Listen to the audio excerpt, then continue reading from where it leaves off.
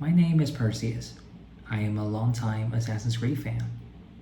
I have purchased and owned every major installment of the Assassin's Creed franchise, all the way from the first Assassin's Creed game to Assassin's Creed Mirage. Assassin's Creed Shadows will be the first game that I am not going to support. And in this video, I am going to tell you why. Each of the previous Assassin's Creed games have featured a main protagonist that came from the game's historical setting. When you make a game set in Renaissance Italy, you get a male Italian protagonist. When you make a game set in American Revolution, you get a Native American male protagonist. When you make a game set in the French Revolution era, you get a male French protagonist. And when Assassin's Creed starts introducing the dual protagonist mechanic, you get two protagonists, a male and a female, both of which are set in the game's historical era.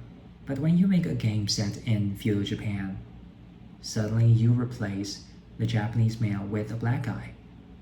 Why?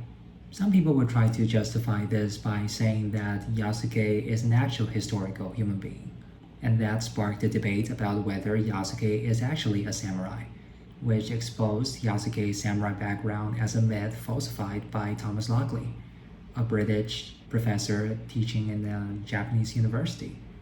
But that to me is irrelevant. Whether Yasuke is an actual samurai or not is irrelevant to me. My question is, why did they choose not to include a Japanese male protagonist? Some people would try to justify this by saying that the first Neo game has featured a foreigner as a protagonist set in feudal Japan, except that William Adams is actually a samurai, and that game is made by the Japanese. Some people would also justify Yasuke being the main protagonist by saying that Assassin's Creed Revelations also featured a foreigner as the main protagonist, except that that game is meant to be the final chapter of Ezio's trilogy. Now, some people would say that you do have a Japanese protagonist. I mean, Nawa is right there. And my question remains the same. Why did you not include a Japanese male protagonist as well? Are two Japanese protagonists too many Asians for you? Are Asians not diverse enough for you? They say that if an East Asian gets bullied by a white person, these people will root for you. But if an East Asian gets bullied by a black person, suddenly these very same people will tell you to shut up. And I think that it is the very personification of what Assassin's Creed Shadows represents. It shows that Ubisoft chose to elevate the black community at the expense of the Japanese community. Except that they did not just discriminate the Japanese, they also disrespected a great chunk of the East Asian community. The Japanese, the Chinese, the Taiwanese, the Koreans.